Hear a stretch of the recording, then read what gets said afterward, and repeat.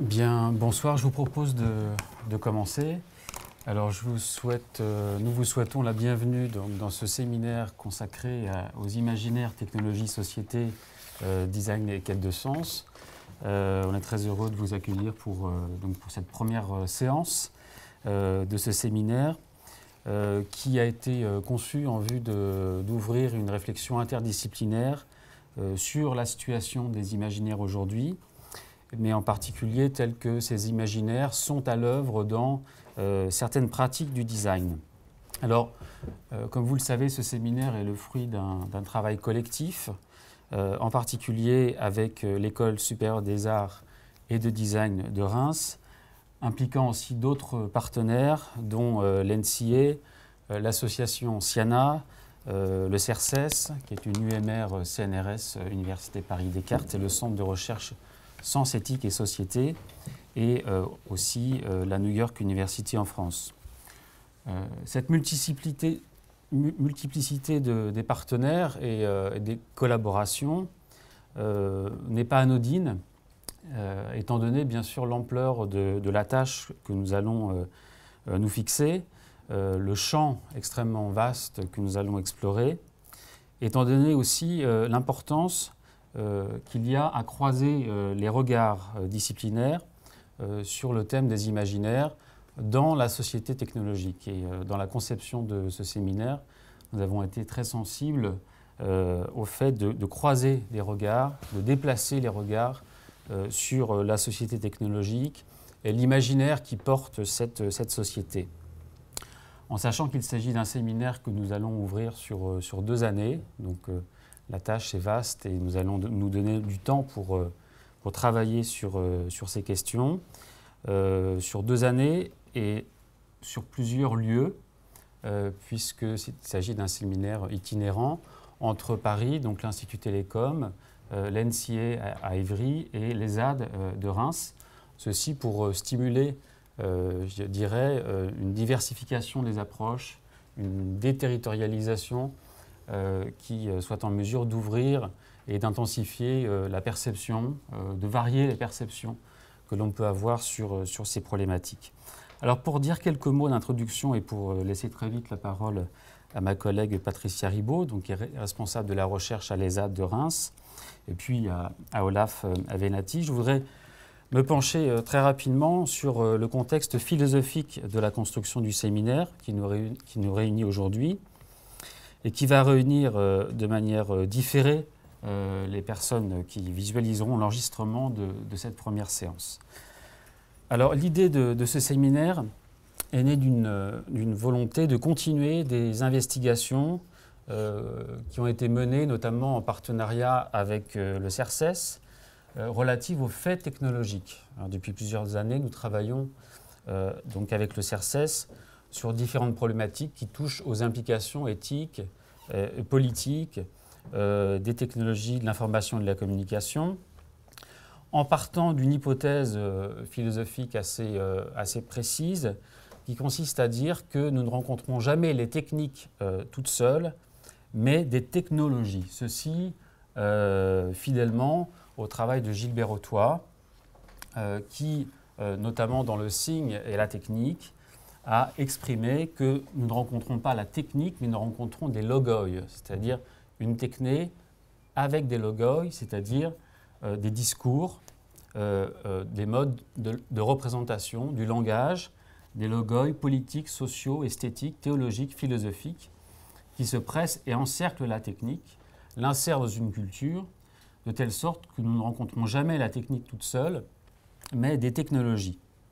Donc renvoyant immanquablement au logos et aux principes qui la meuvent, c'est-à-dire à la rationalité, mais aussi, et tout aussi essentiellement, au discours de légitimation qui la porte, qui porte les technologies et qui lui donne une justification langagière. Donc l'une de nos priorités théoriques, qui est assez récurrente, notamment dans les travaux de l'équipe Ethos, revient à mettre l'accent sur le fait que les technologies se situent toujours dans des contextes sociétaux et culturels spécifiques. Dans une perspective chère à Cornelius Castoriadis, on pourrait dire qu'il ne saurait être donc question de neutralité quant à la relation qu'une société entretient avec ses innovations technologiques. De même, les implications des technologies susceptibles d'être évaluées tant d'un point de vue éthico-politique, mais également d'un point de vue écologique, renvoient autant aux dispositifs techniques eux-mêmes qu'à l'imaginaire social qui les porte, qui les sous-tend. Ce qui nous a conduit au cours des années précédentes, notamment à étudier ceci pour expliquer un peu la généalogie de ce séminaire qui nous réunit aujourd'hui. Nous avons été amenés à insister sur le fait que le développement de technologies, telles que par exemple les technologies de contrôle, est toujours lié à une valorisation spécifique. On assiste donc ainsi toujours plus ou moins à des effets de canalisation de l'imaginaire collectif, quand la société n'a pas spontanément et systématiquement envie d'adopter de nouvelles productions industrielles. Donc, comme vous le savez, c'est notamment ce qui a été bien mis en évidence par Bernard Stiegler dans ses ouvrages, mais aussi dans ses différentes interventions dans nos séminaires, notamment sur l'écologie sociale, ainsi que lors d'un colloque que nous avions organisé sur les technologies de contrôle dans la mondialisation, enjeux politiques, éthiques et esthétiques, dont les actes ont été publiés depuis aux éditions Quimay. C'est le livre qui est ici. Je me permets juste de mentionner ces travaux très, très succinctement, ces travaux antérieurs, donc organisés au sein d'Ethos, parce que ceux-ci ne sont pas dissociables, selon moi, des questions qui nous réunissent aujourd'hui. Cela dans la mesure où il a été à chaque fois question de mettre l'accent sur le fait que nos relations aux innovations technologiques sont toujours portées par des imaginaires, finalement, portées par des représentations individuelles et collectives. Donc c'est ce que Bernard Stiegler nous dit en prenant l'exemple de la promotion, pour prendre un objet, prenant l'exemple de la promotion du vélo à la fin du XIXe siècle. Le vélocipède, explique Stiegler, pour la fabrication duquel la compagnie parisienne des bicycles est créée en 1867, ne pourra se développer socialement que dans la mesure où seront créés plusieurs journaux. 5 publications spécialisées apparaissent entre 1880 et 1900, tandis que le petit journal, un quotidien à fort tirage, a sa propre politique promotionnelle de la bicyclette. Des compétitions et finalement le Tour de France, etc., sont organisées dans le but d'accompagner l'innovation technique. L'enjeu d'une telle pression organisée vers les opinions publiques a pour but, comme le montre Stiegler, de les transformer en marché de consommateurs, et ce, en utilisant tous les moyens pour les faire fantasmer sur ce fétiche que devient le vélo, qu'est en multiples manières toute marchandise, on pourrait dire. Il y a donc toujours un imaginaire qui accompagne toute innovation, les technologies de l'information et de la communication, n'échappant pas, bien sûr, à cette règle. Donc ce sera là l'un des objectifs de ce séminaire, finalement, que d'insister sur cette dimension symbolique qui accompagne toute technologie, pour inscrire les innovations technologiques, finalement, dans une perspective de longue durée, ce qui nous manque peut-être dans notre société hyper moderne, dominée par une forme d'instantanéité et de courte durée. Il s'agira pour nous d'inscrire les innovations technologiques dans une longue durée, en les interrogeant dans leur fondement culturel et en identifiant l'imaginaire qui les sous-tend. Il s'agira surtout de faire émerger les dimensions structurantes qui ont cours dans nos sociétés hypermodernes ou hyper-industrielles, à l'heure où, vous le savez, certains auteurs ne manquent pas de mentionner un risque d'appauvrissement de l'imaginaire, de réduction de l'imaginaire instituant, en posant des questions, je trouve, inédites d'un point de vue sociopolitique. Alors c'est Castoriadis qui nous avait mis en garde contre cet appauvrissement de l'imaginaire, et en particulier, il nous avait mis en garde contre cet appauvrissement d'une tension qui était pour lui essentielle entre ce qu'il appelait l'imaginaire institué et l'imaginaire instituant, soulignant qu'aucune société ne peut exister sans institution explicite de pouvoir, c'est-à-dire sans un imaginaire institué, mais elle ne peut non plus exister sans la possibilité de son auto-altération, en ce qui correspond chez Castoriadis à un imaginaire instituant.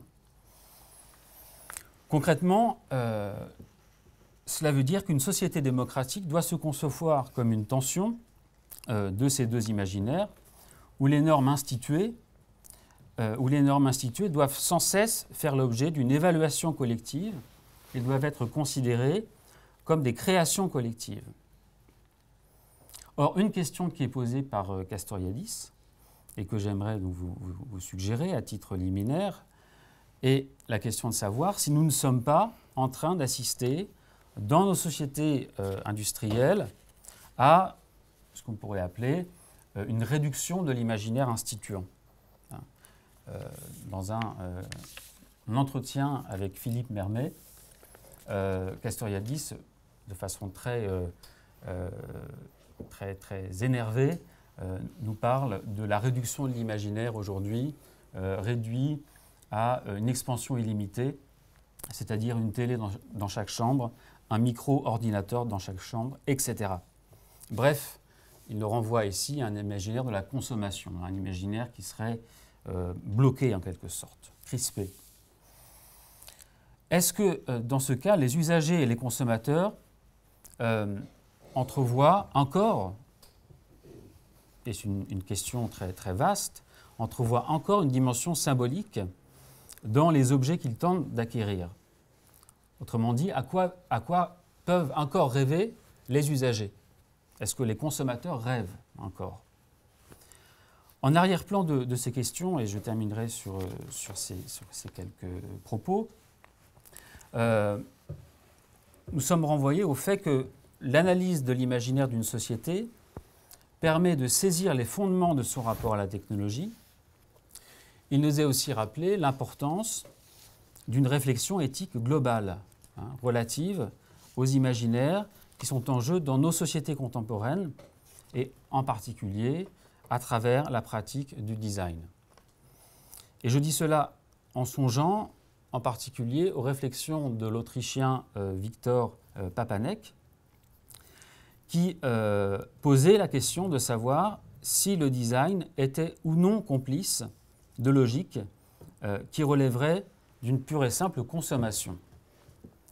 À cette question, Papanek répondait par l'affirmative, comme le rappelle très justement Stéphane Vial dans son court traité du design, qui cite la préface d'un ouvrage de Victor Papanek, Design pour un monde réel, qui est paru aux éditions Mercure de France en 1974. La réponse et la position de Papanek, qui est peut-être un peu provocatrice pour l'introduction de ce séminaire, mais je vous la livre, donc elle est citée par Stéphane Vial. Peu de professions sont plus pernicieuses que le design industriel. Il n'y a peut-être qu'une seule autre profession qui soit plus factice, le design publicitaire, qui persuade les gens d'acheter des objets dont ils n'ont pas besoin, avec de l'argent qu'ils n'ont pas, afin d'impressionner d'autres gens qui s'en moquent. Le design industriel, qui élabore des sottises vulgaires vantées par les publicitaires, arrive en deuxième position. C'est peut-être par rapport à ce design-là, ce design réduit, ce design appauvri, complice des logiques de consommation et du contrôle des affects qui s'ensuit, qu'il conviendra de prendre position, qu'il conviendra de se demander si une autre manière d'interroger le design n'est pas possible, en l'envisageant non pas uniquement donc, sous un angle industriel, mais en l'intégrant dans une démarche éthique globale de recherche de sens, dans une époque hyper-industrielle qui tente à provoquer un certain épuisement de la consommation elle-même. et en premier lieu, bien sûr, des personnes. Alors, je terminerai sur ces questions. Quelles expressions de sens sont à l'œuvre dans certaines pratiques du design aujourd'hui, et plus amplement, au travers de démarches esthétiques qui se tissent aujourd'hui entre ingénieurs, artistes et designers? Quelle part d'imaginaire fait irruption, d'une certaine manière, perce les grands récits de la société hyper-industrielle? Quelle part d'imaginaire fait éruption dans la conception des objets techniques? Et en quoi, enfin, le vivre ensemble peut-il être touché par de tels agencements de création? Alors, ces questions sont évidemment pleinement ouvertes. Elles sont là aussi comme suggestion de réflexion pour ces 2 années à venir. Elles supposent néanmoins d'emblée, c'est un point de vue plus personnel, elles supposent néanmoins d'emblée de considérer la société non pas comme un tout homogène, c'est-à-dire la société comme société de consommation avec son économie des affects, mais plutôt tel que l'exprimait Gilles Deleuze, comme ce qui fuit par tous les bouts. Je cite Deleuze comme ce qui fuit par tous les bouts. Et c'est l'un des enjeux, à mon sens, de ce séminaire, que d'identifier les lignes de fuite qui sont à l'œuvre dans certaines pratiques du design, en vue de questionner l'orientation que nous souhaitons donner au développement de nos sociétés, ainsi que la production de sens qui finalement travaille, qui est à l'œuvre lorsque les technologies deviennent l'enjeu d'appropriation esthétique. Une question pourra être de savoir à quelle forme de dynamique, de resubjectivation, s'il y a tout lieu de craindre des processus de désubjectivation dans la société hyper-industrielle, n'y a-t-il pas lieu d'espérer aujourd'hui en pensant à des dynamiques de resubjectivation qui nous seraient données, offertes par les appropriations esthétiques? Au fond, quelles nouvelles expériences perceptives et cognitives sont en jeu?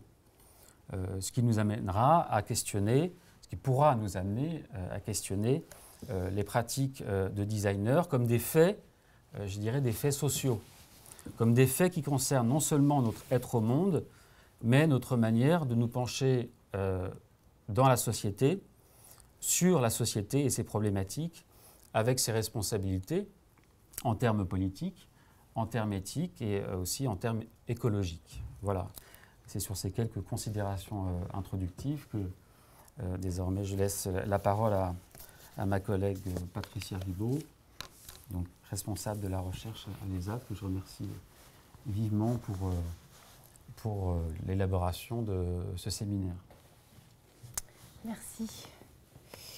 Alors pour commencer, moi je voulais vous dire que je suis très heureuse que ce partenariat enthousiaste entre l'ESAD et l'Institut Télécom commence par un projet de recherche fondamentale, c'est-à-dire précisément, je pense, une quête de sens dont on parle dans le titre, qui peut se permettre de passer par des processus exploratoires des processus exploratoires qui sont non linéaires, un peu comme l'imagination elle-même.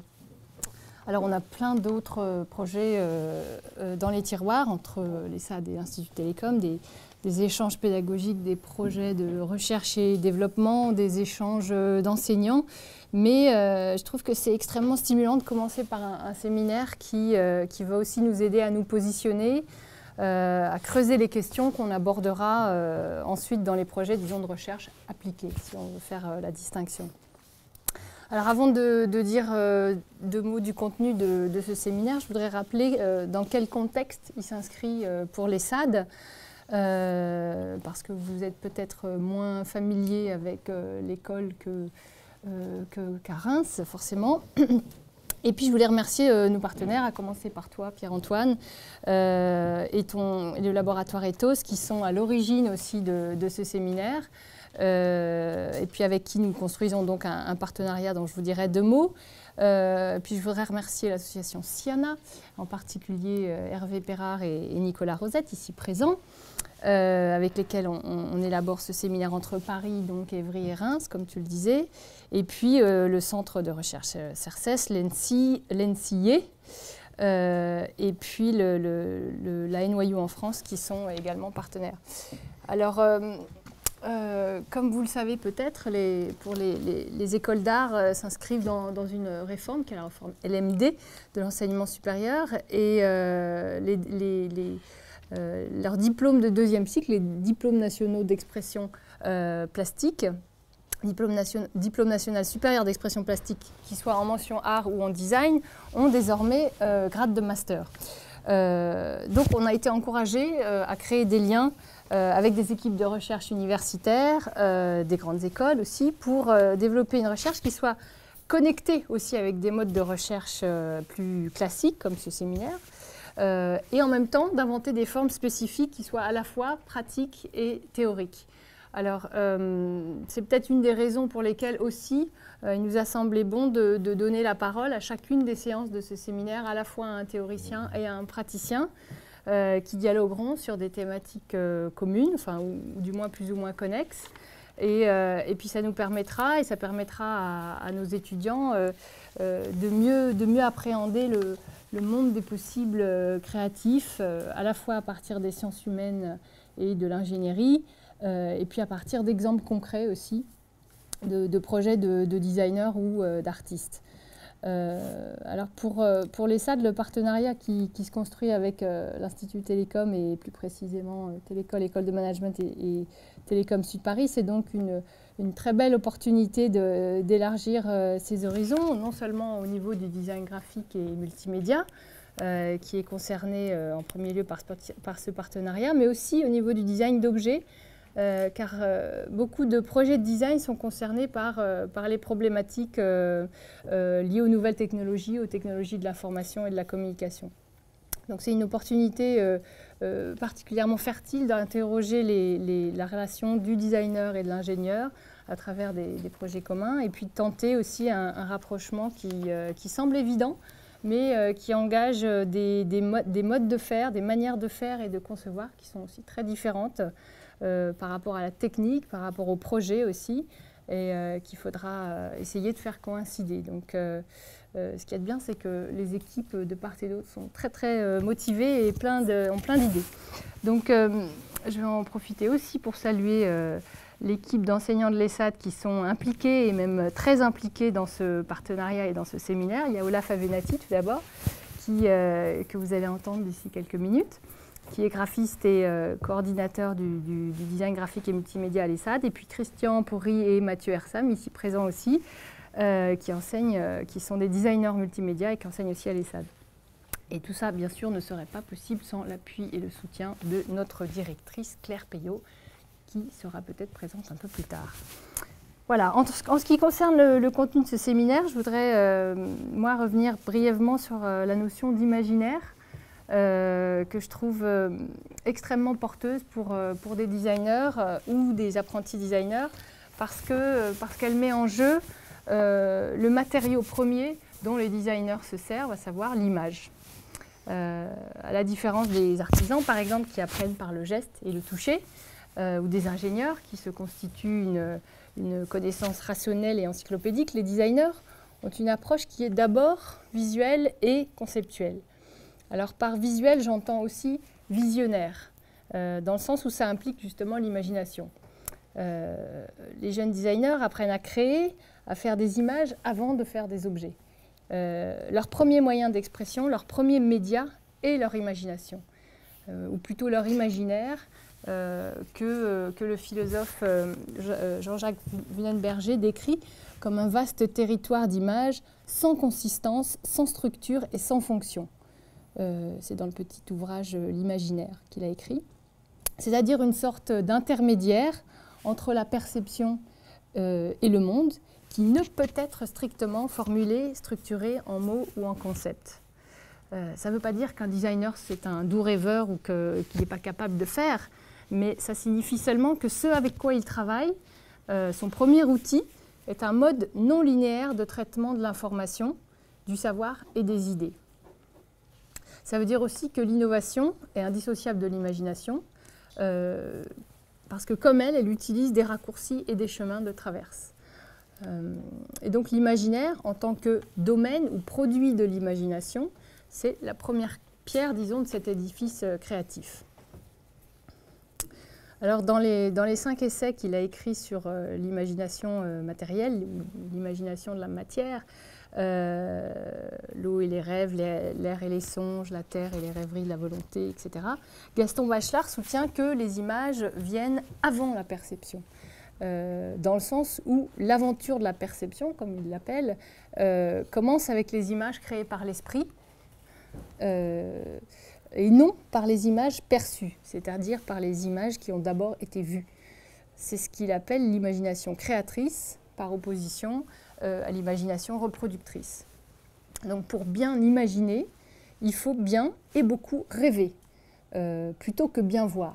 Alors ça, c'est assez fondamental, puisque lorsqu'il s'agit de penser l'imaginaire en relation avec les technologies, ça implique que l'innovation n'est pas seulement le fruit d'une mimésis, donc d'une imagination reproductrice, elle est aussi le fruit d'une imagination productrice, c'est-à-dire, dans une certaine mesure, d'une imagination autonome, ou en tout cas organisée selon des agencements qui sont infinis, improbables aussi, et donc incalculables et puis irréductibles. Ça veut dire que les enjeux des technologies se situent aussi dans les images, et que notre quête de sens, cette fameuse quête de sens, doit forcément intégrer des rêveries qui, par définition, sont difficilement analysables. Celle des concepteurs, alors qu'ils soient designers ou ingénieurs, et celle des utilisateurs, ou plutôt peut-être celle des praticiens, si on veut faire comme Bernard Stiegler, si on considère comme Bernard Stiegler dans la foulée de Gilbert Simondon, que l'enjeu des objets techniques n'est pas d'être utilisés passivement, donc que nous ne soyons pas des utilisateurs, mais plutôt d'être pratiqués, donc que ces objets techniques soient appris, maîtrisés, connus. Alors Wunenberger, pour décrire la richesse de la psyché de ce qu'il appelle l'homo symbolicus, utilise la métaphore de l'arbre.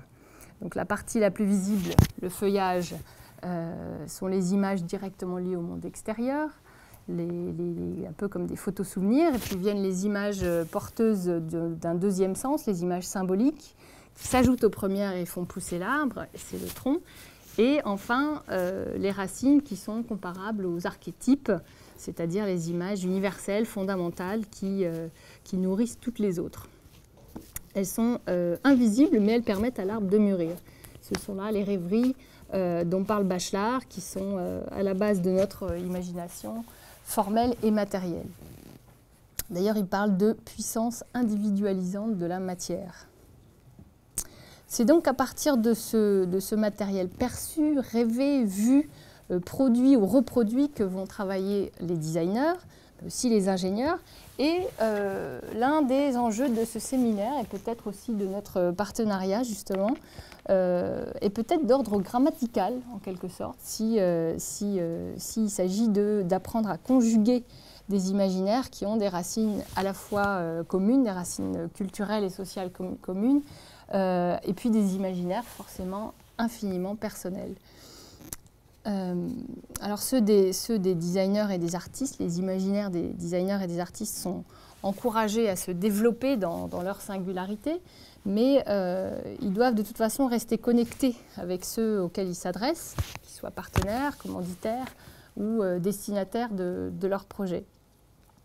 Alors, je suis certaine que les questions qui émergeront de ce séminaire nous y aideront et qu'elles permettront non seulement d'élargir les champs des connaissances, mais aussi celui des appropriations esthétiques dont tu parlais tout à l'heure. Donc, créer une base de réflexion commune, c'est aussi déjà créer des interprétations et des débuts de réponses possibles. Donc, voilà ce que je voulais annoncer peut-être depuis l'ESSAD de Reims. Et puis je vais laisser la parole à Olaf, qui lui, de sa position de designer et d'enseignant, va ouvrir la réflexion à partir du thème « Les designers face aux imaginaires ».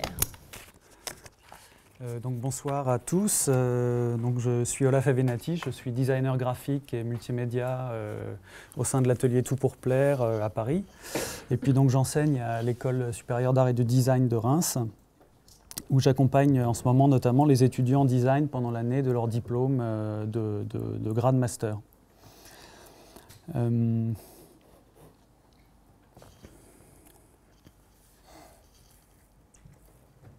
Donc on va essayer de parler un petit peu de la relation entre le design et l'imaginaire, et les imaginaires.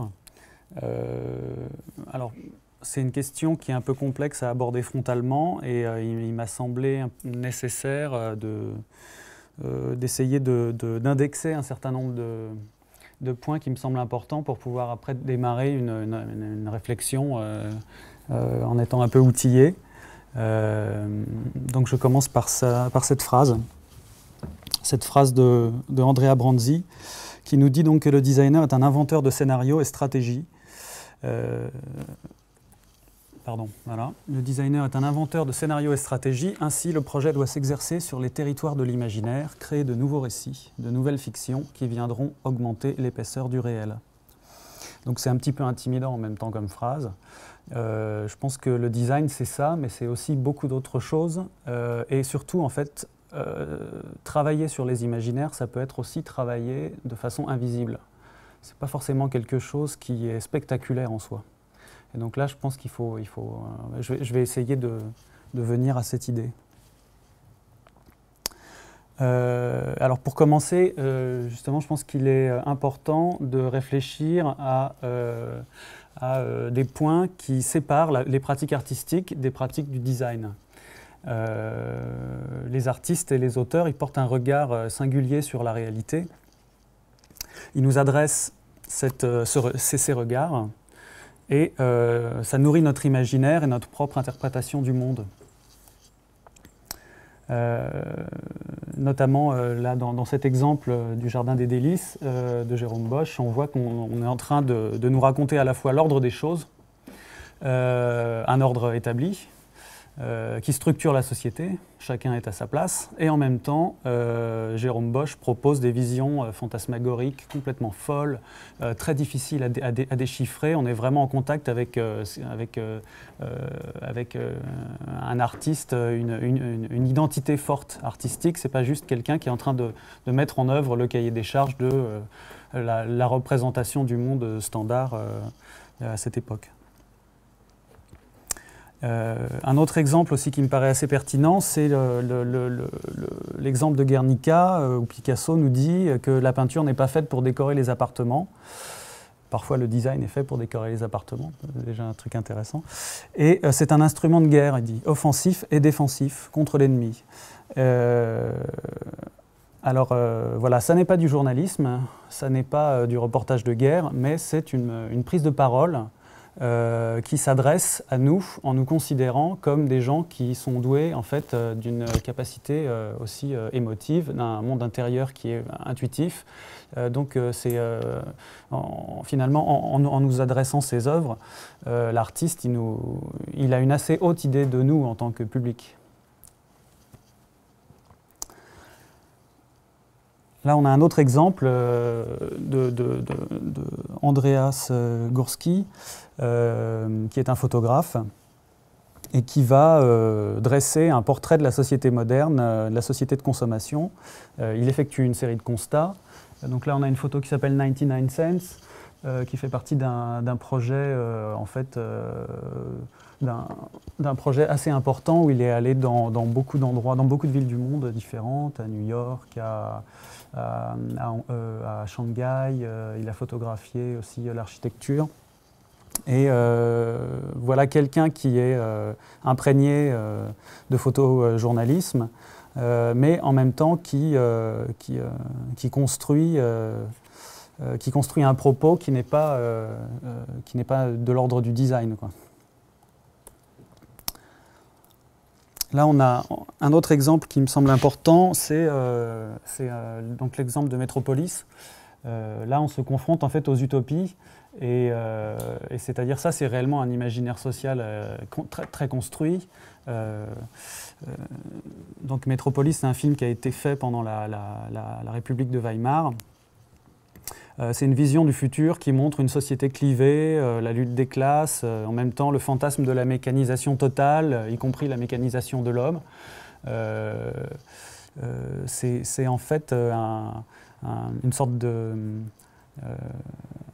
rêve d'une société future, alors avec tout son aspect cauchemardesque aussi. Et c'est une proposition qui nous transmet des imaginaires, qui met en forme les imaginaires. On prend un matériau qui est une vision politique et ce qu'on perçoit d'un développement de la société, et on le projette dans une direction et on en fait une œuvre. Alors avec ce film, 2001 l'Odyssée de l'espace, et en fait, on pourrait en citer beaucoup d'autres, là on est dans une sorte de rêve éveillé qui est beaucoup plus proche du réel. C'est une vision du futur qui est moins utopiste, mais en fait finalement qui n'en est pas moins totalement rêvé, quoi. C'est-à-dire, là on est plus dans ce qu'on pourrait appeler l'anticipation.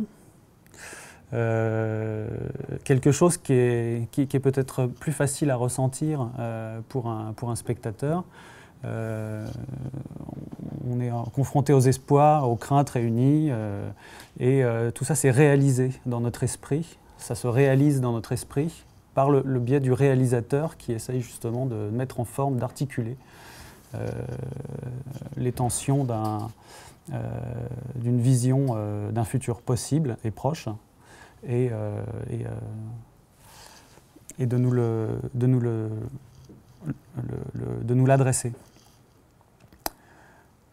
Alors Jacques Tati, finalement, il fait aussi quelque chose qui est pareil, mais sauf que lui, il le fait avec humour, il le fait avec malice.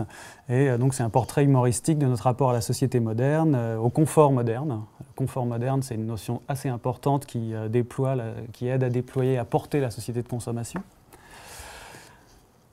Et donc c'est une vision critique qui nous parle de l'amour qu'on a pour les objets, l'électroménager, le monde parfait que ça construit pour nous et toutes les difficultés qu'on a à vivre ce monde parfait une fois qu'on l'a acheté, parce qu'évidemment il n'est pas aussi parfait que l'image qui nous a été vendue. Et donc finalement plus la vision est riche et puissante, et plus en fait elle marque en profondeur notre imaginaire et modifie notre façon de nous approprier la réalité. Tous ces regards singuliers, ils forment une sorte de vocabulaire. Le vocabulaire de notre imaginaire qu'on a après en partage. Alors là, on a un autre exemple intéressant qui nous amène justement à faire la transition vers le monde du design, parce que donc Marcel Duchamp, quand il présente cette urinoir, il prend un objet qui est un objet issu de la grande série de l'industrie. Il le réoriente autrement, il le met sur une stèle, il le met hors de son contexte, dans un contexte où on a l'habitude en fait de considérer des œuvres et pas des objets.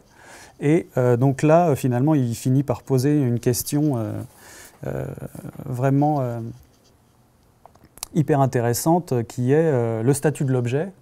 Et ce statut de l'objet, en fait, où est-ce qu'il est? Est-ce qu'il est dans l'objet? Ou est-ce qu'il est dans notre lecture de l'objet? Et puis il nous dit aussi que la façon dont on lit les objets, donc ça dépend réellement du contexte dans lequel on est, que en fait, le contexte du lieu d'exposition et du musée, c'est un espèce de contexte où on est à l'abri finalement du monde extérieur. Et c'est un lieu où on a l'habitude en fait de lire ce qu'on voit d'une certaine façon. C'est-à-dire on change de mode psychique quand on est dans un musée, on change de relation au paysage des objets et au paysage des choses en fait. Hein. On change de relation quand on est dans ce type de lieu. Donc là, on comprend déjà que ça va être assez compliqué de dire qu'est-ce qui est du design, quel est le statut de ce qu'on regarde. Alors à l'inverse, la production du designer, en fait, parfois, c'est donc une production large, à large diffusion. Il y a une sorte d'omniprésence dans notre quotidien des objets, démultiplication de ces objets. Donc en fait, on peut dire que À l'inverse de cette situation où on a un seul objet qui est le point focal de notre attention, qui est un espèce de puits à imaginaire extrêmement fort, avec une très forte gravité qui nous attire, qui condense notre pensée, et ben dans ce cas de figure-là, qui est le monde des objets à l'état de nature, on va dire, dans leur réalité quotidienne, là, les objets perdent complètement cette aura, et finalement, on se retrouve en face d'une sorte de bruit de fond, quoi. On se retrouve en face d'un paysage. Et la réflexion du designer, en fait, elle se situe à l'intérieur de cette réalité-là, quoi, dans le paysage des objets, dans cette espèce de situation normale, quoi, naturelle, dans ce paysage. Alors, il y a une multitude de signaux, de messages, c'est assez difficile à lire, il en ressort une sorte de climat, en fait, hein. Comme un chant symbolique, donc on ne comprendrait pas bien le sens, mais c'est là, ça s'adresse à nous comme quelque chose en même temps qui fait une sorte d'identité, quoi. C'est assez difficile de la décrire.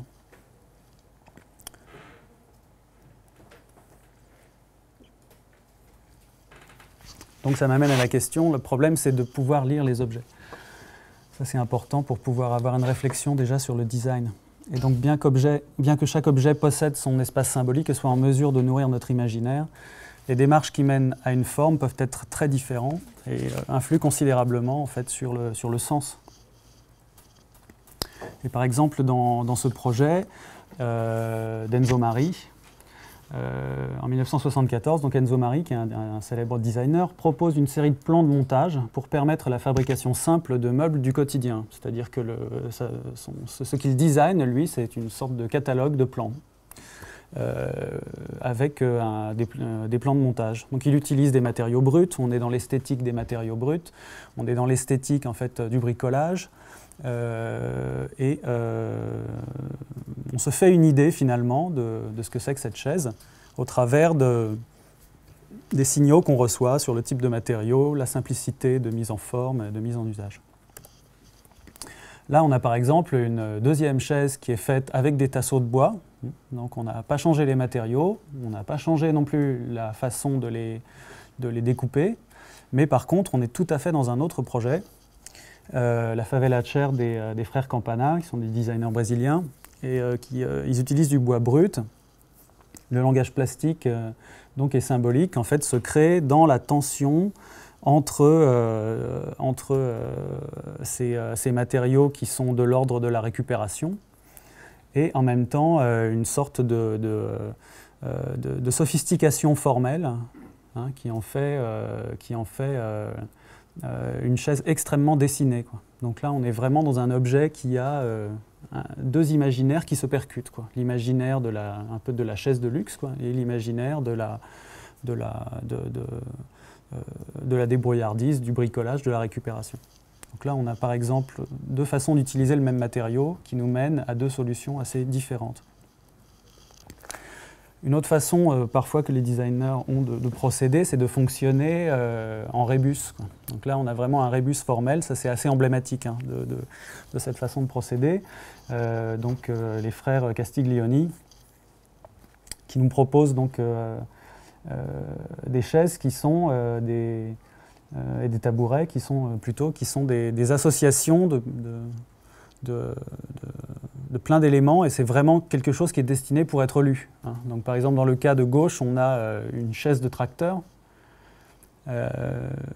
qui est associée à... donc, c'est la réelle chaise de tracteur qui est prise, hein, elle n'est pas redessinée. On prend une chaise de tracteur, donc on décontextualise un élément d'un autre objet, on l'associe à un travail sur le métal cintré qui est en fait qui connote comme ça tout le modernisme des années 30. Et on le termine avec une sorte d'objet en bois qui a l'air d'être un objet presque de facture artisanale, un travail très raffiné sur le bois. Comme ça, formellement très, très beau, beaucoup plus doux. Et donc, on donne ça à un public, et le public joue avec ses représentations et se fait une idée de ce qu'il est en train de voir. À côté, c'est un peu le même procédé avec la selle de vélo. Voilà. Là, on a un travail de Joe Colombo, qui est un designer qui a beaucoup travaillé dans les années 60 et qui fait en fait qui fabrique une assise uniquement avec des tubes de PVC, de la mousse et des cerclages métalliques qui permettent d'articuler les objets. Et alors pourquoi il fait ça? En fait, il le fait à un moment où dans les années 60, c'est l'explosion de l'utilisation du plastique. C'est avant les crises pétrolières. Le plastique, c'est vraiment quelque chose qui nous amène vers le futur des objets. Donc c'est une position assez futuriste pour la part du registre formel, mais en même temps aussi avec ces chaises articulées. On ne sait pas bien comment s'asseoir dessus, on est certainement dans une forme d'abandon corporel, en fait, de relâchement. Et ça, c'est quelque chose qui est assez important pour lui parce que ça vient signer aussi une possibilité sociale, quoi, une vision différente de ce que c'est qu'être assis ensemble et quelque chose qui est beaucoup plus proche, en fait, des courants idéologiques qui traversent la société à ce moment-là, qui sont les visions un peu hippies du monde et puis la culture pop.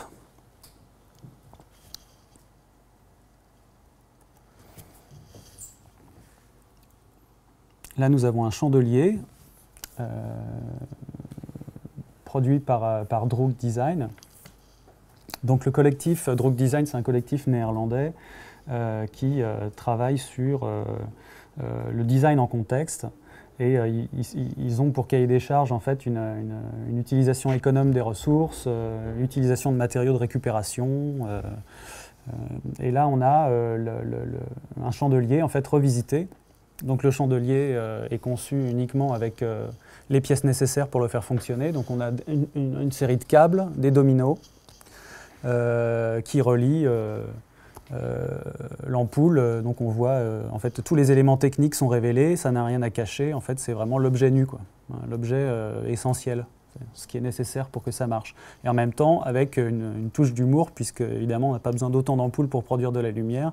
Donc là, ils sont dans un propos aussi pour évoquer la forme ancienne du chandelier. Là, nous avons la chaise Louis Ghost de Philippe Starck.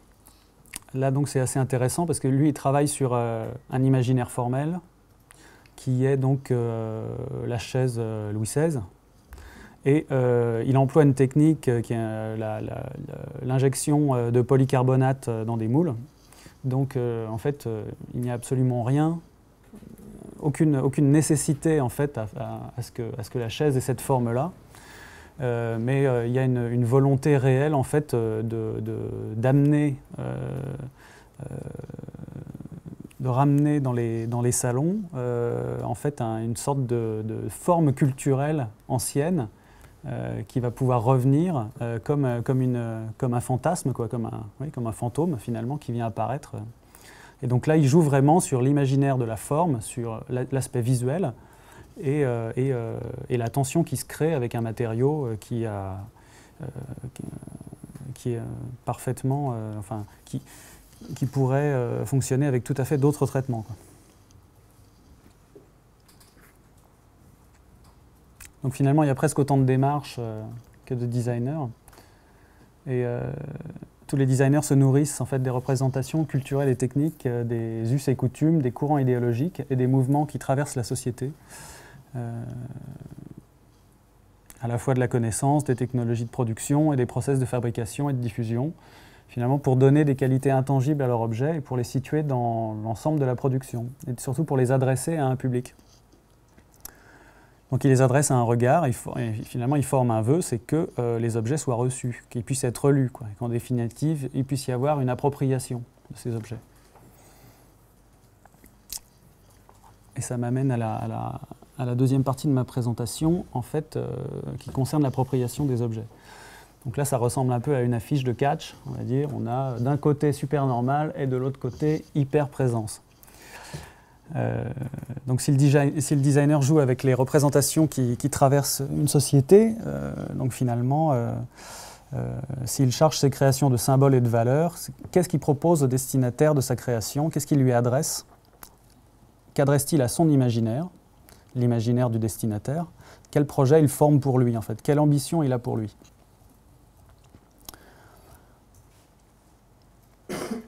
Alors la question du supernormal. Les objets sont faits avant tout pour être utilisés, ils représentent des extensions de notre capacité d'action sur le réel. Porter, couper, assembler, contenir, recueillir, protéger, éclairer, communiquer, compter, computer. Donc à ce titre, les qualités fonctionnelles et leur affordance doivent être élevées. Ils doivent être à notre disposition sans s'imposer à nous, ces objets du quotidien. Et c'est la réflexion que nous proposent en fait Fukazawa et Morrison dans une exposition qu'ils appellent Supernormal. Donc ils créent ce libellé étrange, Supernormal, pour nommer en fait des qualités particulières des objets. Et alors les qualités sont les suivantes: une absence de style, les formes étant directement dérivées des process de fabrication, la plupart du temps, donc ce sont des formes nécessaires. Une absence d'originalité, c'est-à-dire l'objet a l'air d'être tout à fait standard. Aucune trace ostentatoire d'excellence. Une absence d'identification possible à une marque. Et j'ajouterais en fait une sorte d'indifférence à notre égard. Les objets sont là, mais ne sont pas là pour nous attirer. Donc voilà une vue de l'exposition. Donc finalement, l'objet doit remplir toutes les fonctions dont je viens de parler, tout en étant invisible dans le paysage, tellement parfaitement intégré en fait, qu'il s'efface, y compris durant son usage, et il libère notre attention qui peut alors se porter vers des sujets plus essentiels.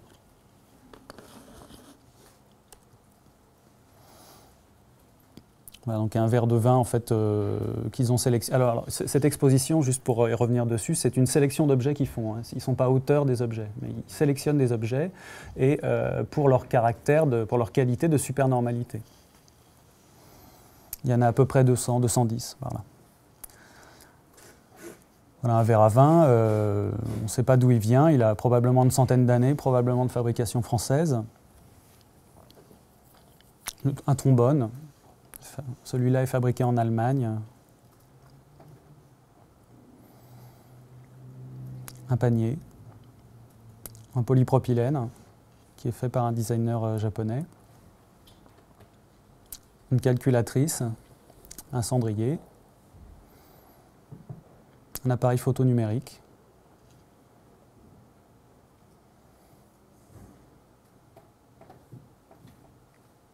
Alors, ce qui est intéressant, c'est que de tous ces objets, finalement, on dit rarement d'eux qu'ils sont design. Quand on utilise cet adjectif pour parler des objets, on parle assez rarement, dans le fond, je veux dire, quand on l'utilise, quand on l'emploie dans le langage courant,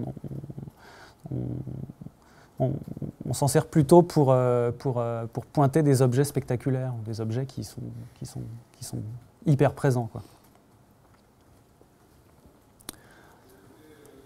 Alors l'hyperprésence et les objets bruyants, donc ça c'est l'inverse, hein. On est dans un objet qui peut être très plein de messages, très porteur d'un imaginaire, très présent, donc il produit une sorte de bruit en fait, indépendamment de sa fonction et de ses qualités. Il produit un bruit, il émet quelque chose qui est, il émet sa propre existence et il nous l'adresse. Par exemple, on a ce type de décor où là, on a une sorte de kit technologique, le home cinéma, qui est surprésent dans l'environnement, qui envahit totalement l'espace, qui redéfinit complètement la fonction de la pièce et qui est finalement un peu propriétaire des lieux, quoi. Un autre type de superprésence, en fait, d'hyperprésence, c'est dans le cas, par exemple, de ce type d'objet. Donc là, j'ai pris l'exemple de la Nespresso de Georges Clooney, voilà.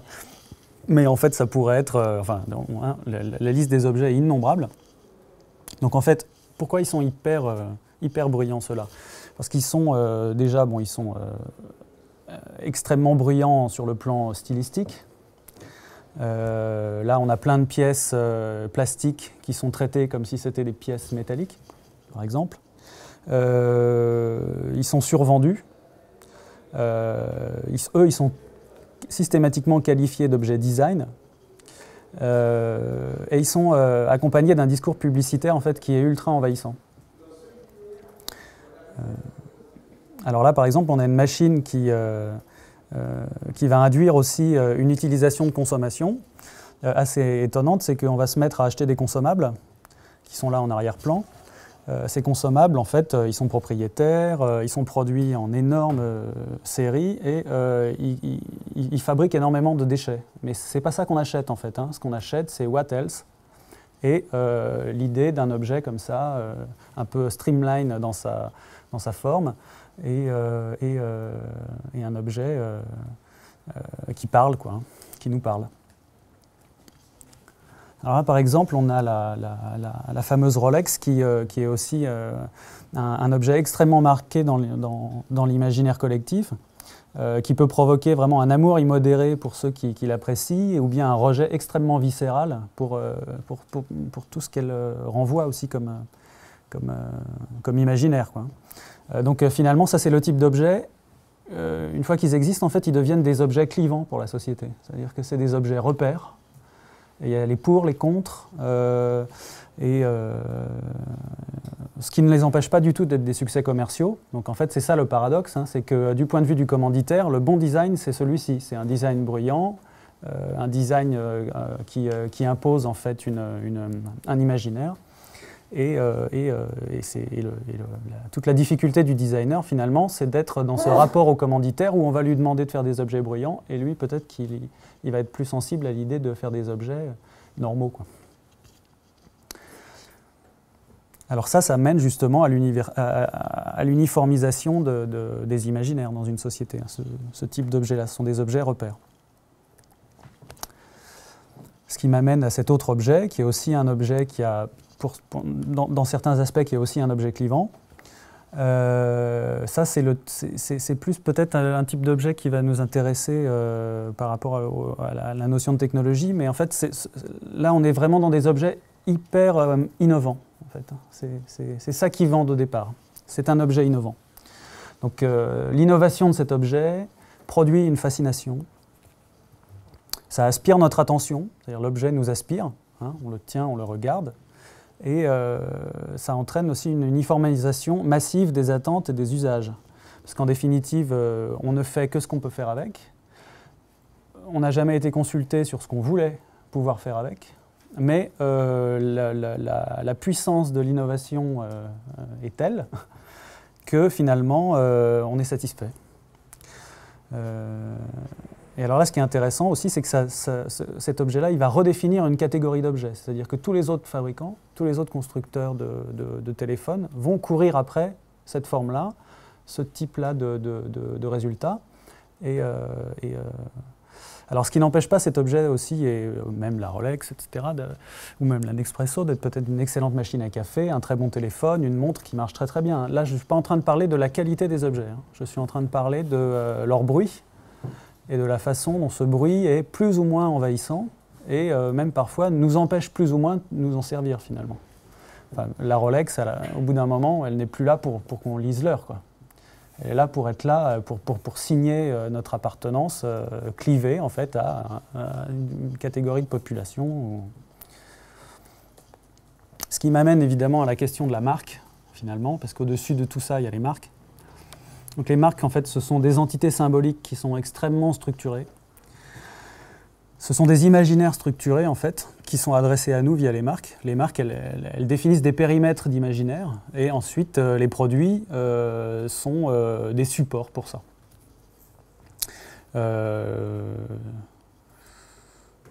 Je n'ai pas fait l'étude précise, mais j'ai l'intuition qu'on peut coller à peu près n'importe quel imaginaire sur à peu près n'importe quel objet.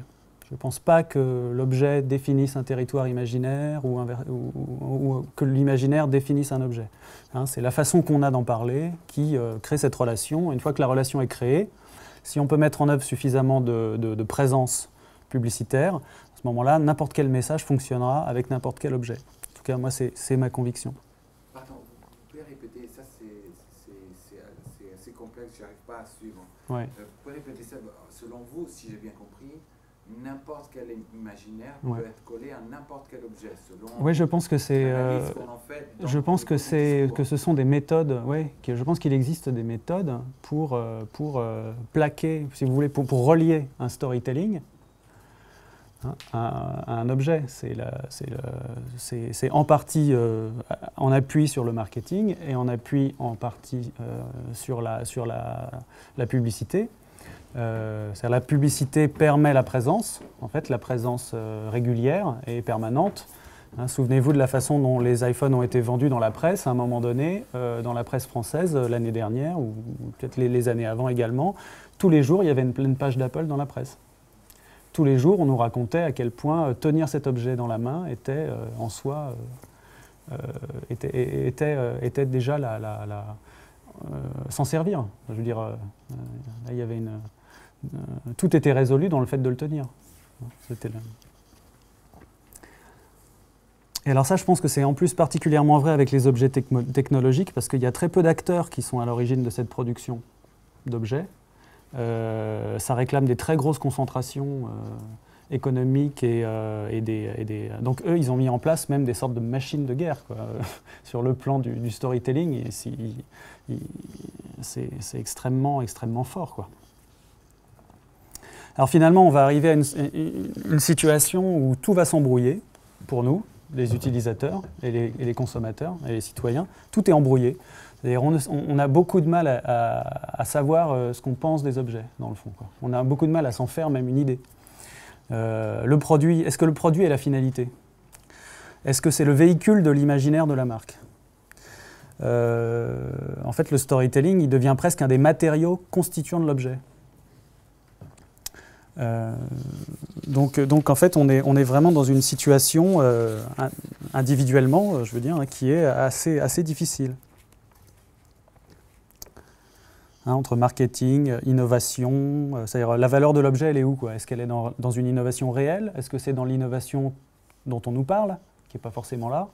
Est-ce que c'est... enfin bon, voilà. Tout ça, il va falloir qu'on essaye de démêler un peu ça collectivement pour essayer, à un moment donné, de devenir peut-être plus intelligent par rapport à ces méthodes, qui sont des méthodes employées, enfin très structurées, qui s'apprennent dans les écoles, qui se mettent en œuvre, et donc qui sont en même temps une sorte d'outil indispensable pour la continuation du modèle économique et de production dans lequel on se trouve. Donc, pour cette partie, finalement, pour résumer, je dirais que le niveau de bruit des objets, il n'est pas toujours maîtrisable, il n'est pas toujours dans les mains, finalement, du designer non plus, parce qu'il est le produit d'un facteur multiple, de deux facteurs multiples, et souvent inévitables dans le champ de l'innovation. On peut distinguer une forme de bruit qui est le bruit produit par l'innovation, qui peut être extrêmement spectaculaire et qui dure le temps de l'acclimatation. Et puis, il y a le bruit de l'effort de vente. Alors, ce bruit-là, il est beaucoup plus récurrent, il est beaucoup plus permanent. Et donc, lui, il est plutôt donc, affaire de publicité et de marketing. Mais en fait, il faut bien comprendre que ce qui fait qu'un objet existe à un moment donné, c'est parce qu'il y a des gens qui font du marketing, des ingénieurs qui innovent sur les aspects technologiques, des designers qui arrivent à adresser tout ça aux imaginaires aussi des publics. Donc en fait, il est assez difficile de dire qui est responsable réellement de tout ça. Enfin, c'est une co-responsabilité. Et puis nous, évidemment, en tant que consommateurs, on est responsable de ça puisque nous sommes des victimes consentantes, quoi. Alors, ce qui est difficile pour le designer, c'est que finalement, il peut agir sur ces deux niveaux simultanément. Il peut agir sur les qualités supernormales des objets, et en même temps, il peut agir sur le bruit des objets. Donc, en termes comment dire, éthiques, pour un designer, en fait, toute la difficulté est d'arriver à définir son périmètre de travail avec ses moyens d'action. Vous avez par exemple des designers qui ne vont faire que du capotage pour des téléphones portables.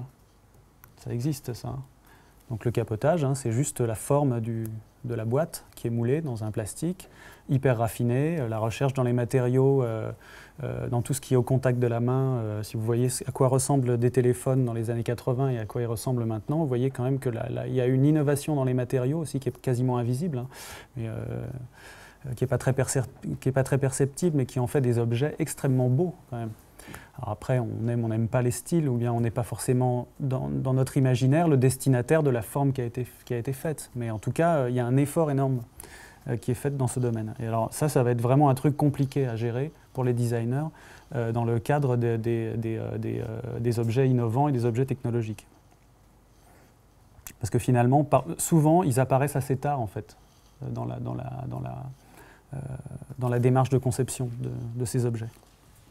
Parfois, on les appelle uniquement pour résoudre des enjeux de marketing. Ce qui n'est évidemment pas la position d'un designer qui s'intéresse à la supernormalité des objets, parce que lui, il va essayer au contraire de travailler au moment où, de travailler avec l'artisan qui souffle le verre, de travailler avec l'industriel qui transforme le plastique, et de travailler avec l'ingénieur qui arrive à faire qu'une fonction se met en place, quoi. Donc finalement, toute la question, la position du designer, donc je le disais, elle est délicate. Au cœur de la conception et de l'intelligence des objets, il peut être là, mais il peut aussi être en surface, dans la séduction, dans les aspects visuels et sensoriels, qui peuvent être complètement instrumentalisés aussi sur le plan commercial, quoi. Donc finalement, il appartient au designer de saisir cet enjeu, quoi, pour produire des objets qui soient au service des utilisateurs et pas l'inverse.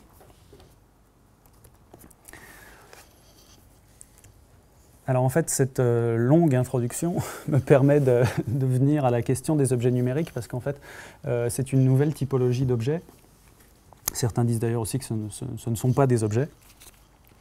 Moi, j'ai tendance à penser que finalement, ce sont des objets, enfin, on peut les considérer comme ça. Et voilà, je vais essayer de dire ce que j'en pense, quoi, finalement. Donc avec l'avènement des technologies de l'information, ce qui a mené au développement des technologies de l'information et de la communication, des TIC, on a eu accès à des nouvelles catégories d'objets à manipuler. On ne pouvait ni les voir, en fait, ni les saisir, mais en fait, c'est des objets qui étaient quand même extrêmement puissants et qui nous donnaient un pouvoir d'action sur le réel très concret. Alors là, j'emprunte les mots de Jean-François Lyotard, qui est un philosophe, et qui, lors d'une exposition qui s'appelait Les Immatériaux au Centre Pompidou en 1985, il essaie de décrire en fait une notion. Donc en 1985, c'était vraiment il y a très longtemps, hein, donc ces objets émergeaient à peine.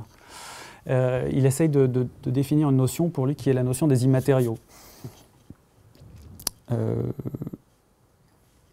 J'emprunte ces mots, hein. Je pense que lui, il y mettait peut-être un sens différent au moment où il est dit, mais ça m'intéresse de vous les dire à ce moment-là. Donc les immatériaux désignent non pas simplement ce qui est immatériel, mais de façon ouverte, un matériau où le modèle du langage supplante celui de la matière, un matériau où le modèle du langage supplante celui de la matière, et dont le principe n'est plus une substance stable, mais un ensemble d'interactions. Les nouvelles technologies y sont des substituts d'opérations mentales et non plus physiques. Donc ce sont des objets qui sont des projections de processus mentaux et qui sont plus de l'ordre de la matière, mais qui sont de l'ordre du langage. Et parmi cette nouvelle typologie d'objets, on peut notamment citer, en fait, pour un peu donner une forme à tout ça, les fichiers. Donc les fichiers qui sont composés de données, qui sont soit ouverts, soit fermés, détruits, créés, dupliqués. Ça, c'est un objet. Les logiciels, qui sont des outils, qui sont des fonctions, qui sont des capacités de traitement pour ces données. On a les dossiers, qui sont des outils hiérarchiques, en fait, pour effectuer du classement, pour organiser les choses. On a d'autres catégories d'objets qui viennent avec l'usage des machines, par exemple, c'est le bug. Le bug, c'est un objet assez intéressant aussi, la notion de dysfonctionnement. La façon qu'on a de le percevoir comme un événement presque tangible dans la machine, de s'adresser à lui. Donc voilà quelques exemples. Donc finalement, une fois passée la naissance de l'informatique et les premières étapes qui étaient des étapes d'ingénierie pure, on s'est retrouvé en fait dans la situation où ces objets ils se manifestaient à la surface d'écran sous la forme de texte, de lignes de commande. Donc en alternance avec des lignes de rapport et des lignes de résultats. C'était formulé dans un langage qui mélangeait la langue anglaise et le code. Une sorte d'anglais technique simplifié. Voilà. Donc à ce stade, l'informatique était vraiment une pratique destinée, adressée aux spécialistes, aux gens qui l'avaient inventé, et ça nécessitait des connaissances techniques extrêmement avancées pour l'utiliser. Et pour sortir l'informatique du monde technique et l'adresser à un public vaste, il a fallu définir des représentations visuelles que nous puissions avoir socialement en partage, et précisément pas celles des spécialistes et des experts, pour nous représenter ces nouveaux objets impalpables. Et ça nous amène à la métaphore du bureau, alors, qui est très intéressante puisque finalement, elle existe dans l'imaginaire collectif, elle est disponible au moment où on a besoin de la mettre en œuvre, et elle donne accès à des manipulations complexes pour l'ensemble de la société. Donc là, on a le travail de Suzanne Carré qui a essayé de représenter des fonctions, qui était une artiste qui a travaillé chez Apple et qui a dessiné les premières icônes, quoi. Donc on a une brosse pour remplir, pour peindre, on a un doigt pour pointer, on a un ciseau pour couper, on a une main pour saisir, et puis on a le bug là-haut, qui est une icône qui n'a pas eu beaucoup de succès, mais qui était quand même une belle tentative pour représenter le bug, et aussi une botte de cow-boy qui était une tentative de représenter la séquence de boot, de démarrage. Donc vous voyez qu'en fait il y a eu des tâtonnements. Mais finalement, on s'est recentré sur le bureau parce que c'était une sorte d'objet homogène dans l'imaginaire des utilisateurs, et ça a ouvert l'informatique. En fait, ça a permis aux gens comme nous, quoi, les utilisateurs non formés, d'acquérir cette compétence en informatique, de se familiariser avec des objets qui étaient des objets immatériaux, extrêmement difficile à manipuler, même à se représenter. Et donc il y a eu un travail de rationalisation, de représentation, d'illustration de ces objets qui a été fait. Et ça nous a permis collectivement d'acquérir des compétences, d'élargir nos capacités intellectuelles, et on a réussi à accéder à des outils extrêmement rugueux, quoi, au départ. Alors tout ça, c'est pas fait en un jour. Il a fallu commencer par conceptualiser le fait que l'écran allait être une géographie avec des surfaces, des segmentations. Donc là, on a le cas de l'Alto, de Xerox. Finalement, on a développé aussi le concept de fenêtre. Donc là, on voit déjà la métaphore du bureau arriver, on a les dossiers, les fichiers, pour aboutir à des formes, finalement, des formes qui sont quasiment des formes qui existent encore aujourd'hui, quoi, hein. L'aspect graphique a évolué, mais il n'y a rien de fondamentalement différent, hein, depuis, finalement, ces années-là, quoi.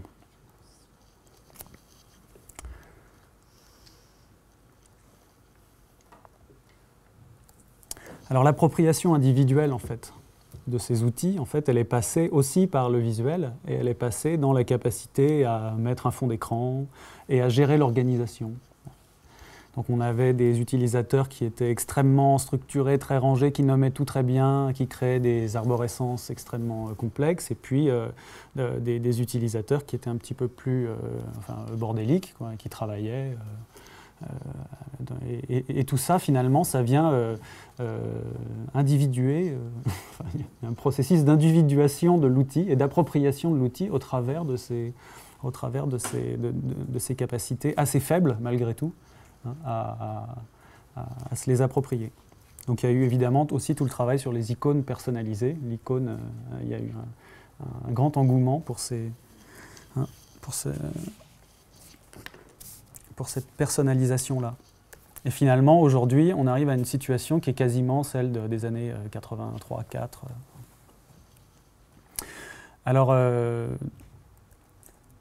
pourtant, il y a eu d'autres pistes quand même, hein, qui ont été explorées, quoi. Donc là, on a le cas de Rooms, qui a été un projet de recherche chez Xerox, où là, on a essayé d'utiliser tout à fait un autre type d'imaginaire. Donc on est dans les diagrammes, on est dans un imaginaire qui est un imaginaire d'ingénieurs, en fait, et de cartographes, de gens qui sont formés à ces questions.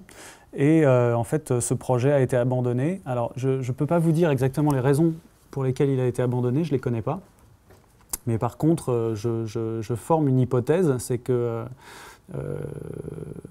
c'était extrêmement difficile de s'approprier intuitivement cet outil pour quelqu'un qui n'avait pas de compétences particulières, hein, dans ce domaine. Quelqu'un qui n'avait pas la culture de l'informatique aurait certainement eu un mal de chien à s'en sortir là-dedans. Donc il y a vraiment un manque d'affordance. L'interface est extrêmement bruyante, à l'inverse de celle-ci. Hein. Le bureau, finalement, c'est plus une métaphore bruyante, le bureau. On manipule des idées qui sont des idées communes, en fait.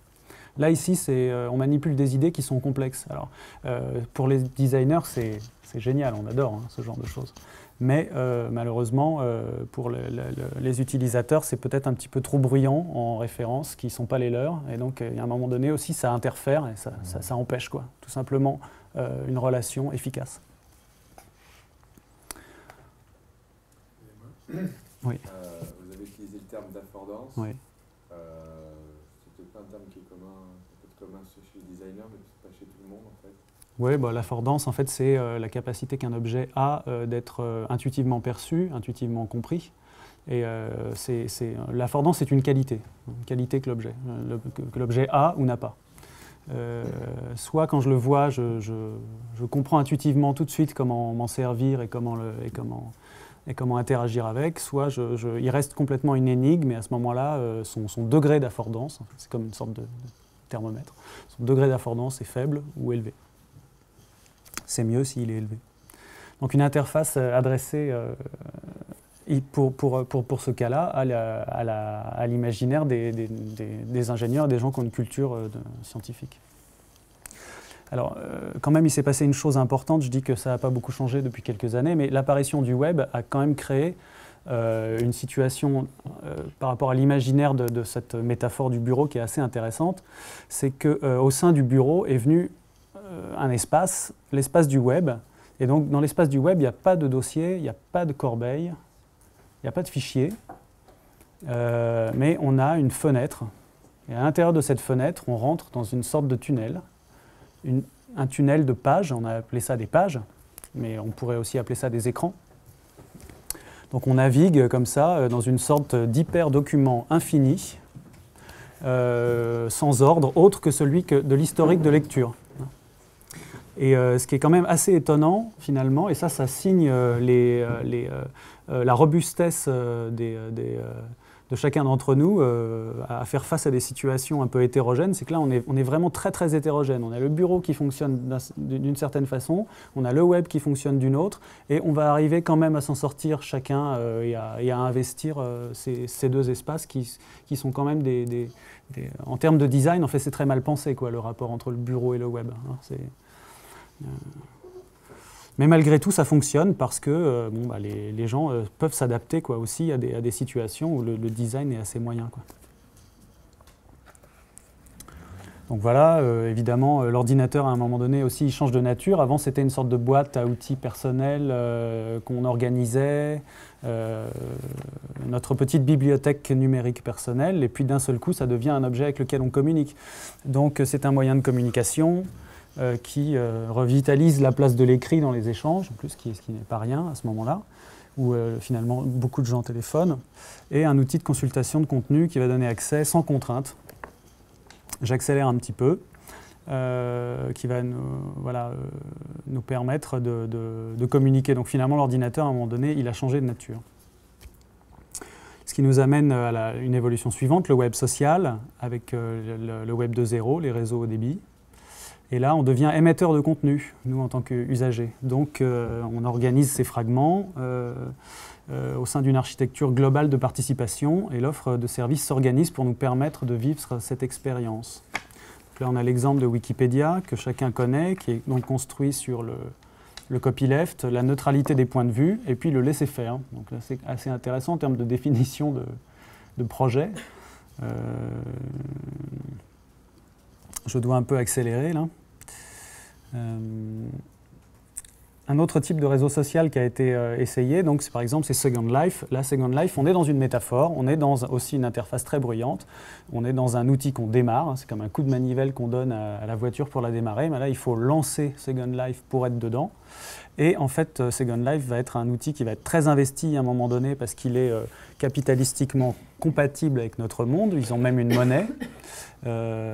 Mais en fait, ce n'est pas celui-là qui va gagner, ça va être un réseau social comme Facebook, qui est un réseau social qui est complètement neutre sur le plan de la forme. Tout le monde a la même fiche, une fiche de sécurité sociale, quelque chose qui n'est absolument pas pensé en termes de design de façon riche, hein, on va dire, généreuse. Mais par contre, là où ils sont quand même très malins, c'est que c'est une forme ouverte, réellement ouverte sur le web. Là où Second Life est un environnement fermé dans lequel on vous propose d'entrer, là, Facebook, c'est un environnement ouvert où vous pouvez vous relier aux autres et aux autres sites surtout. Donc là, je pense que ce qui est important à comprendre, c'est que Facebook, c'est un outil à faire du lien.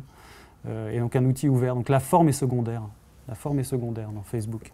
Et ça m'amène à la question, qui me semble une question fondamentale, qui est la question de notre avatar, en fait. Hein,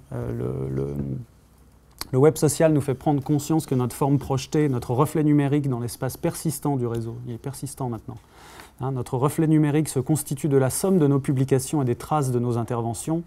Notre identité se formalise peu à peu. Notre identité numérique, elle se formalise peu à peu, mais elle est constituée pour l'instant d'agrégats, de fragments issus de tweets, de photos, de commentaires, de likes, de logs. Et donc, c'est finalement ça la forme de notre avatar. Et en fait, c'est pas formalisé. Je veux dire, là, il y a un vrai terrain, il y a un vrai enjeu aussi à pouvoir formaliser ça, parce que pour l'instant, notre avatar, il est complètement explosé, quoi. Et en parallèle aussi, on est en train de devenir nous-mêmes les données. Nous devenons les données. Hein. Avant, on était des utilisateurs de données. Maintenant, on devient les données. Avec notamment toutes les questions liées à la géolocalisation. Donc là, on a par exemple un exemple de visualisation des SMS envoyés le soir du Nouvel An à Paris. Tout est logué, en fait. Et maintenant, il y a des outils qui permettent de mettre en forme tout ça et finalement de l'analyser.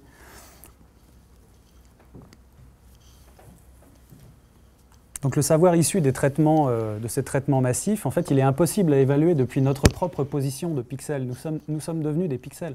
Nous sommes un pixel dans un maillage gigantesque et en fait, il y a des traitements statistiques qui sont faits à partir de la collectivité qu'on représente, quoi. Donc depuis notre position de pixel, on ne peut que fantasmer finalement ce qui est fait, les usages réels qui sont faits de ces nouvelles technologies. On était des utilisateurs, on est devenus des données. Et finalement, donc le développement de l'Internet mobile, ça répond à la nécessité d'augmenter la surface de contact entre nous et l'espace numérique persistant, d'augmenter la récolte des données. Chaque situation est finalement bonne pour ça. Tous les temps d'attente, les temps même très intimes, quoi, de relation à la culture, au contenu. Ça, finalement, du point de vue du designer, ça pose plein de questions, quoi. Est-ce qu'on est maître de nos objets? Quelles sont la finalité en fait, de nos objets et la finalité de ces données qui sont collectées? Est-ce que mon avatar m'appartient? Là, c'est un enjeu politique, hein, tout simplement. Si on est des abeilles et que les grandes industries des technologies de l'information sont des apiculteurs, c'est-à-dire qui réglementent la collecte du miel, concrètement. Et puis du point de vue de designer aussi, ça pose la question de l'honnêteté des projets, de leur position éventuelle, de bienveillante neutralité à notre égard ou pas, quoi. C'est-à-dire un objet neutre vis-à-vis de nous. Est-ce que l'objet est encore neutre vis-à-vis de nous dans le contexte des technologies de l'information et de la communication?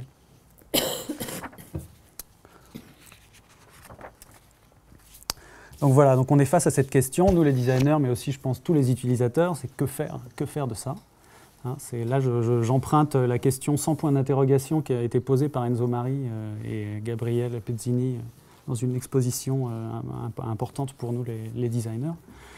Que faire, quoi? Qu'est-ce qu'on peut faire? Quel est notre rôle en tant qu'utilisateur une fois que, voilà, face à ces technologies? Alors que la perception technique et la compréhension de la technique tend à disparaître, au profit d'usages intuitifs qui nécessitent quasiment aucun apprentissage. Donc finalement, la grande majorité des gens ignorent sur quel principe fonctionnent les objets qui les relient à l'espace numérique persistant. L'innovation très prolifique dans le domaine des interfaces de commande, le tactile, les liseuses, les jeux vidéo, les Kinect, l'informatique embarquée, tout ça, ça permet de gagner en richesse sur le plan de l'ergonomie et de l'expérience de l'utilisateur, mais en même temps, ça s'accompagne de restrictions de liberté d'usage.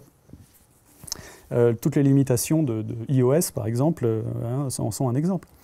Et finalement, ça peut aussi nous mener à une sorte de régression de notre capacité à exercer notre liberté. C'est-à-dire, je pense qu'on utilisait notre ordinateur avec plus de liberté dans les années 90 qu'aujourd'hui, concrètement.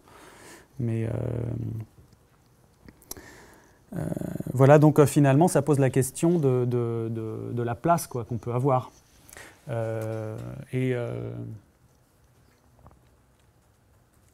Et là, je pense qu'il y a quelques figures qui peuvent être des figures intéressantes pour nous aider aussi à nous faire un point de vue. Notamment la figure du hacker, de l'artisan, du citoyen par rapport à la question de l'utilisateur. Puisque finalement, le mouvement général nous pousse à accepter le rôle de l'utilisateur satisfait de services numériques qui répondent à nos besoins.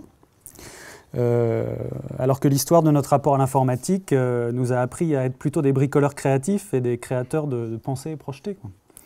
Et donc je pense qu'il ne faut pas écarter la possibilité d'une régression culturelle qui pourrait être causée par nos rapports aux objets numériques dans ce contexte. La question se pose également dans les domaines professionnels, puisque la standardisation des outils et de leur écriture propre, comme par exemple Photoshop, Flash ou autres, est un phénomène qui est bien connu des designers dans leur quotidien, et même les développeurs d'applications, même les gens qui développent, hein, finalement, aujourd'hui, ils sont confrontés à des langages et des briques, des API, des langages qui mettent en œuvre, qui sont des langages qui sont pensés par d'autres, et qui déterminent des périmètres de possibles. Et finalement, beaucoup de projets de développeurs sont en fait des agrégations de briques fonctionnelles, mises les unes à côté des autres, les mêmes briques fonctionnelles qui permettent à Facebook d'exister à peu près partout dans le réseau, y compris en dehors et surtout en dehors de Facebook, puisqu'il y a un bouton de référencement de Facebook dans à peu près tous les sites. Et donc voilà, par rapport à finalement cette situation, cette société un peu béate dans laquelle on est, où nous on est des utilisateurs heureux de toutes ces possibilités, gratuites pour la plupart, finalement il faut mettre peut-être des stratégies de résistance intellectuelle en place, et notamment il y a pour ça donc quelques figures qui peuvent nous inspirer. C'est la figure du hacker, de l'activiste, qui est hautement informé des réalités techniques, et il contourne les barrières industrielles, il met à l'épreuve les discours normatifs et les instances de contrôle.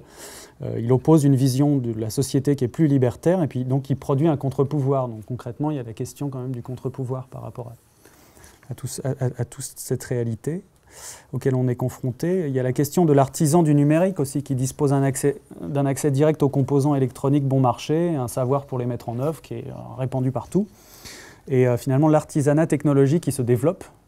Et il se développe, et il sera assez intéressant d'observer au quotidien ce qui va sortir de ces lieux, comme les ateliers, les Fab Labs, les studios de design, puisque finalement, les pratiques artisanales, elles sont connues quand même pour avoir été des matrices extrêmement prolifiques pour la culture et les sociétés en général. Donc là, vous pouvez lire un livre très intéressant de Soetsu Yanagi qui s'appelle « Artisans et inconnus » et qui parle de cet apport que l'artisanat produit. Et puis évidemment, il y a aussi la figure du citoyen qu'il ne faut pas non plus oublier.